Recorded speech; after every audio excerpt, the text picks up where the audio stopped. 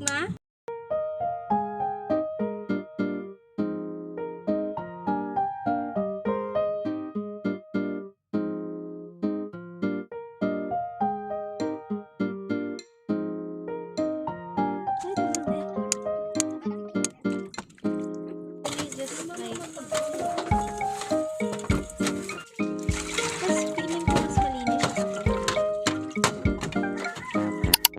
Mumbai mo lang.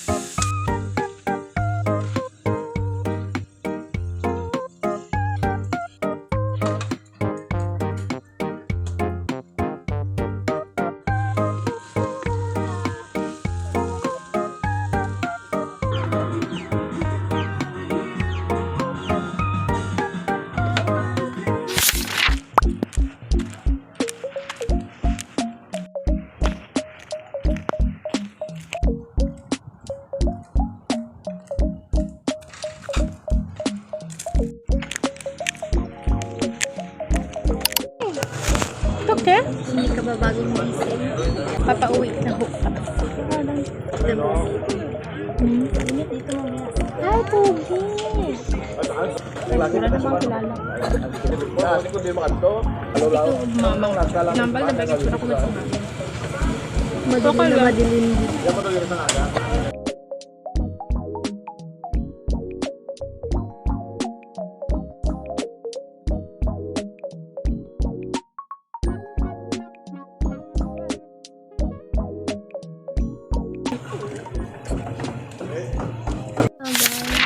Wala po kaming pasok ngayon but we have a midterm. Yes po, midterm pa namin sa isa naming subject.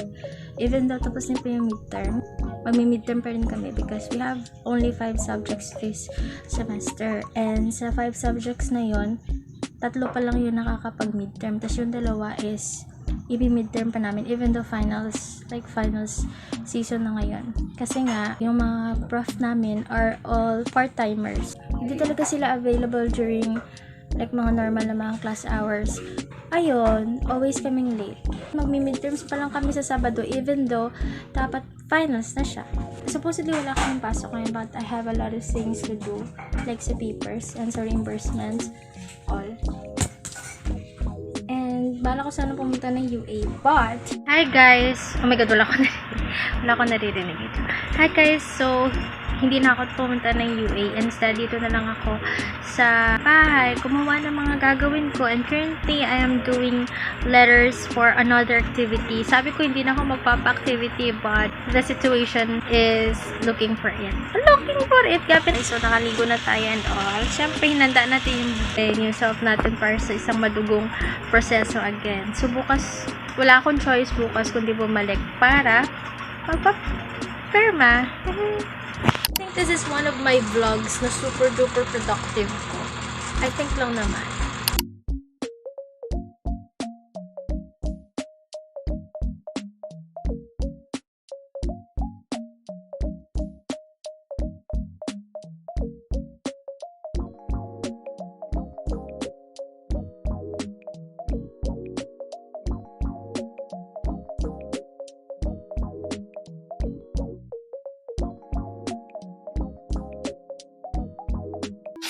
we're eating nori, no? Nori with pancit and itlog na boiled. When you grab your nori, step 2, you put your pancit. Step 3, you put your egg. And you put it in your mouth. Siguro naalatan si Nikki, hindi ma'am. Bakit? Kaya hilig si Nikki kapilito nga itlog. Egg?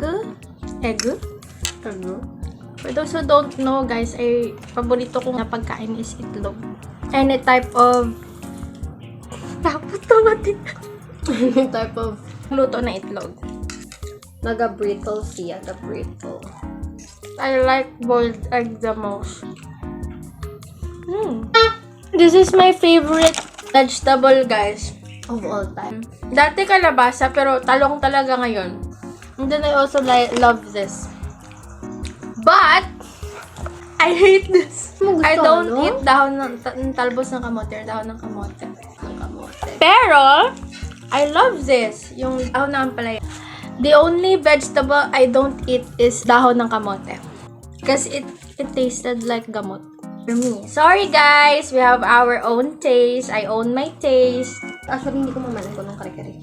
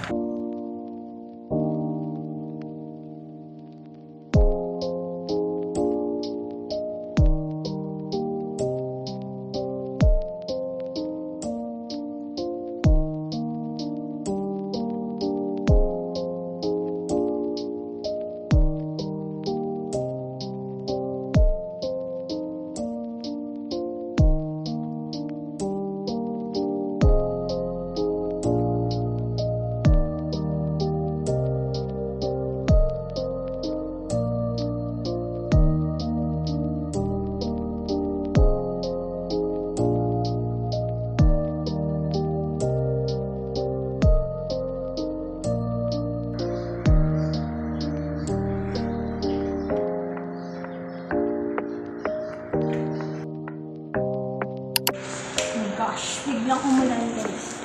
Ako. Sobrang init lang tapos biglang umulan. I trust you in there. Kung masistress naman tayo, dapat masistress tayong maganda. So, ano gagawin natin sa buko? Buti na talaga nagdala ako ng jacket kanina. Bigla talaga umulan, guys. Like, sobrang init tapos biglang ulan.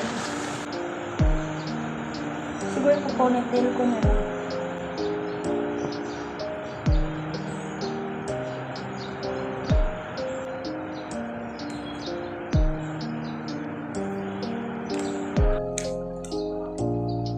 I don't nagpo-ponytail because of this baby hairs. So we're gonna do something like those baby.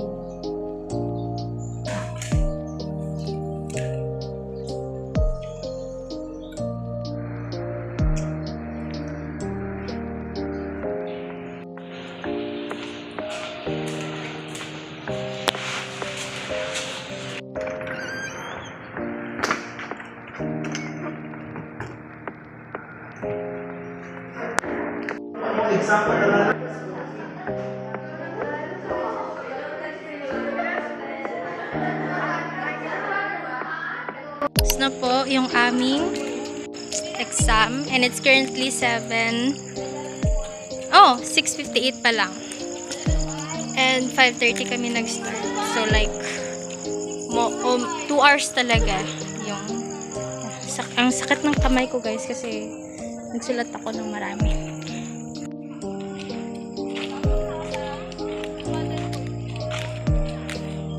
bronchitis.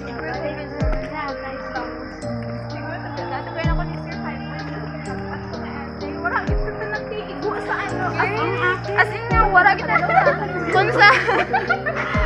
Ay, wow. Very reliable. Kamusta ang exam, people? We want projected Tapos ang historical performance. Ay, ang Sa tapos na ho yung exam. Bye, sir! Sir! Ang hero! Ay, okay lang. Don't mind yung salamin namin, guys. Ganyan talaga yan kasi nandito sa labas. Dito talaga ako nakakakita, guys. Sa like, feeling ko 10 meters. Hindi ko na kayang makita yung mukha ng tao. Kailangan ko na ng salamin. Ano ang ginagawa sa iyang anak?